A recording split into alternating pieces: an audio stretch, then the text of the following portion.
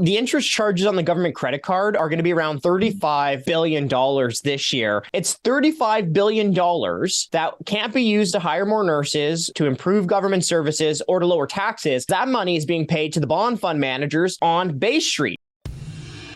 This is the Canadian Taxpayers Podcast. We're dedicated to lower taxes, less waste, and more accountable government. I'm Chris Sims. I'm out here in Alberta. And Franco, you're a federal director out there in Ottawa. And one of the big to-dos around this time of year is the fiscal update. It's basically halfway through the fiscal year. That's where the finance minister comes out and lets us know where we are on our fiscal map, how things are going as far as the budget goes. How's it looking? Well, not good. We've been hearing for the last little while, Freeland, our finance minister federally, Chrystia Freeland, saying, hey, there's some fiscal restraint. We're going to try to spend taxpayers' money more prudently. But we didn't see any of that in this fiscal update. Not at all. What we're seeing is Freeland somehow managing to spend $20 billion over budget. So there is no prudence. There is no fiscal restraint when you spend $20 billion over your own budget. Okay, so how do you overspend by $20 billion on your own budget without, I don't know, a dam breaking or something? Like, why did they do that? Yeah, no kidding. So let me just break down the numbers for you completely here.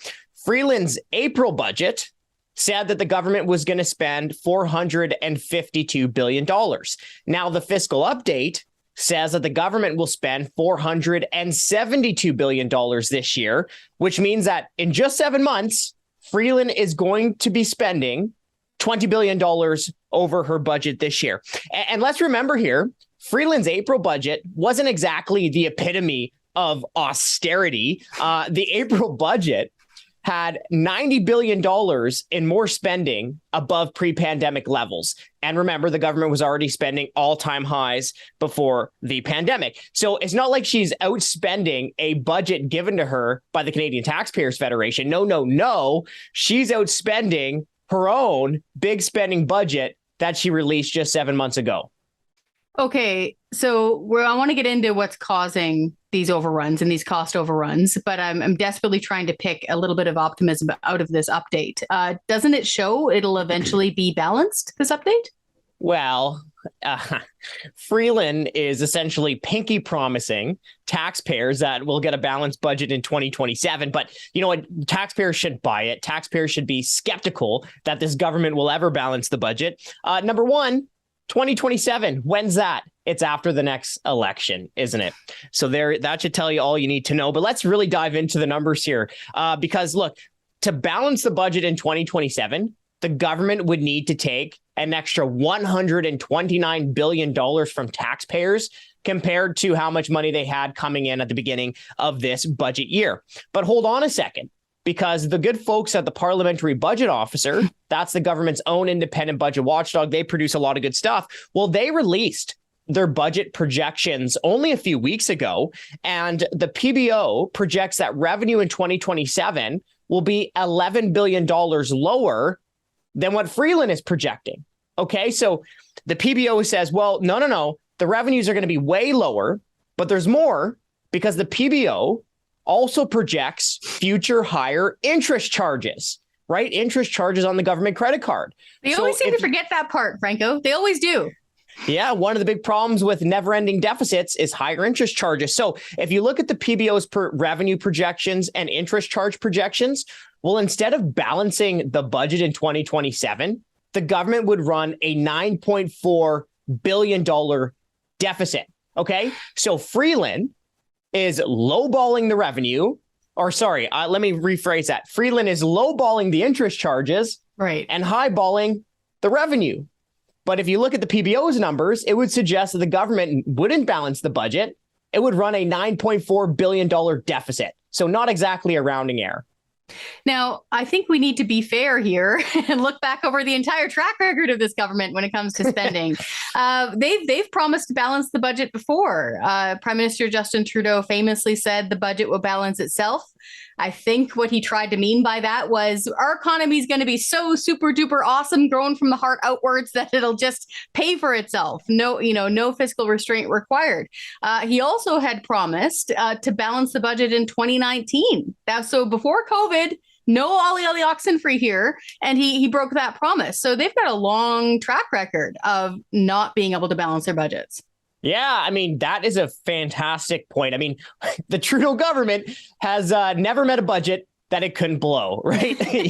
You mentioned the infamous quote, I should say, where Trudeau was saying, the budget will balance itself. That was back in 2014, which means that, what has it been? A little bit more than 8 years now since he made that comment. Well, the Trudeau government has not stumbled into a balanced budget. Instead, the Trudeau government will add about $561 billion to the debt by the end of this year, just since the Trudeau government has taken power.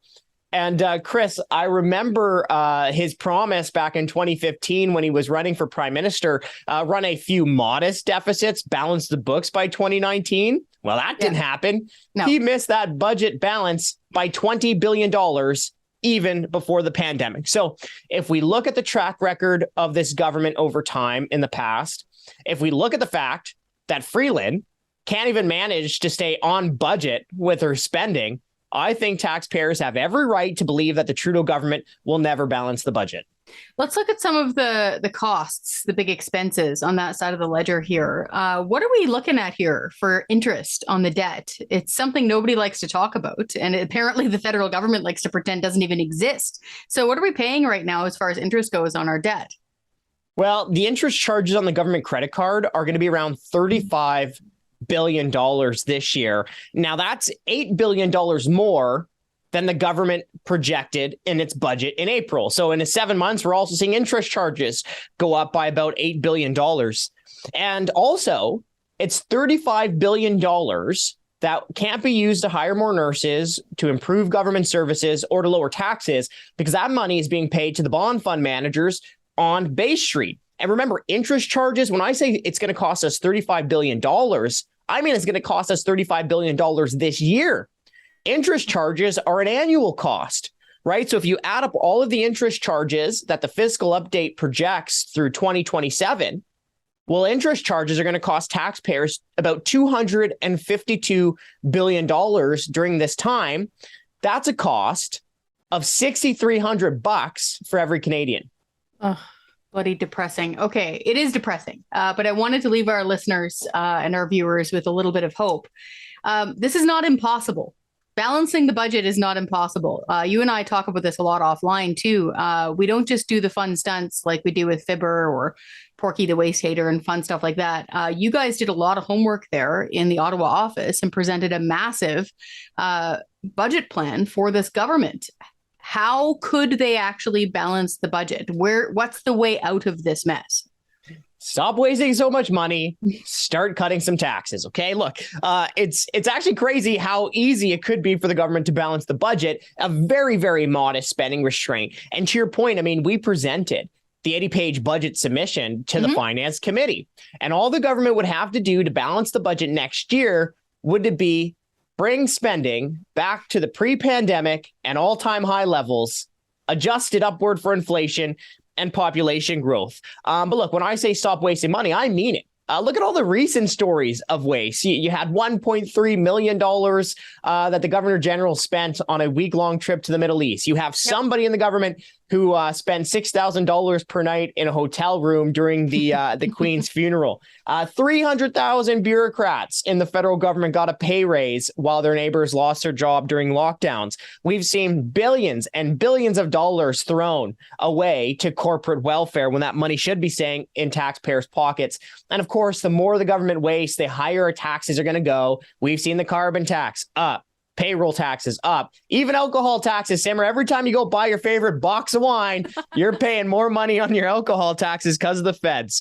But look, step number one towards fiscal restraint, towards fiscal prudence, is maybe the finance minister shouldn't spend $20 billion over her own budget. Just an idea. When you go out and you got your shopping list, don't do all those impulse buys as you're heading up to the cash register.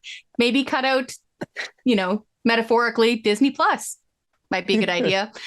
All right, Franco, thanks so much for this. If folks want to actually read our pre-budget submission, it's full of graphs and charts and all sorts of balanced budgety stuff. Head on over to our website, taxpayer.com.